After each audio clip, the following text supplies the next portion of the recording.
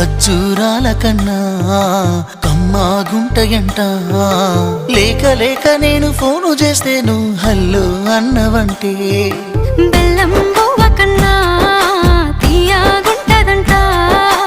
ఎన్నడూ నాడు ఫోను చేసి బాగున్నావన్నవంటే ఏడాది ఎండల్లో ఉంటేనై మోస్తున్న నా బతుకు కష్టాలని పిల్లని చెయ్యి పట్టాలని. నల్లని సీకట్లో ఒకదాన్నే కూసున్న దిక్కులేని పచ్చినయ్యి బావా నువ్వెప్పుడొస్తావని. ఏళ్ళైపోతుండే పిల్ల ఎన్నెలొచ్చింది మన బతుకులా.